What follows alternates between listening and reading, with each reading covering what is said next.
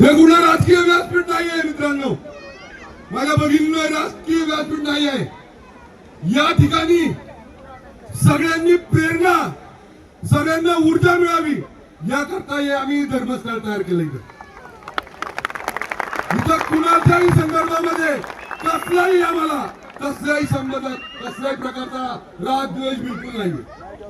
आम्ही या ठिकाणी ज्यावेळेस स्मारक उभं करायचं ठरवलं त्यावेळेस आम्ही ठरवलं आपल्याला ज्या राजानं हा हिंदू धर्म, या हिंदू धर्मातल्या 18 पगड जाती, 12 बलुतेदार सगळे सुरक्षित राहावेत, सगळे एक संघ राहावेत म्हणून स्वतःच्या प्राणाचं बलिदान केलं. त्या राजाच्या मार्गदर्शनावर इथून पुढच्या काळातही हिंदू धर्म एकत्र राहिला पाहिजे. 18 पगड जाती सगळे 12 बलुतेदार एकत्र राहिले पाहिजे.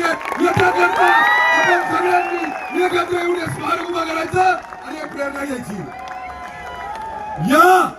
या प्रेरणेचं आम्ही आज हे स्मारक तयार करतोय. पिंपरी चिंचवड महापालिका असेल, प्राधिकरण असेल, आता पीएमआरडी आहे. शांतपणे ऐका, महेश लाडगेचा तिथं का गेला होता?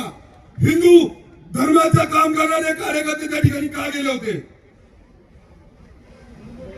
बोलायला सुद्धा शब्द माझा जड वाटतोय, मला जड वाटतोय. अरे 21 वर्षाची माझी संभाजी महाराजांना म्हणून सांगतो, असं कोण गावलं तर मी तुमच्या बरोबर आहे. त्याला पोलिसांच्या स्वताब्यात द्यायची गरज नाही. करायचं आपण सगळ्यांनी. आज या धर्मस्थळात श्रीराम, जय श्रीराम. धन्यवाद. छत्रपती शिवाजी महाराज की संभाजी महाराज की.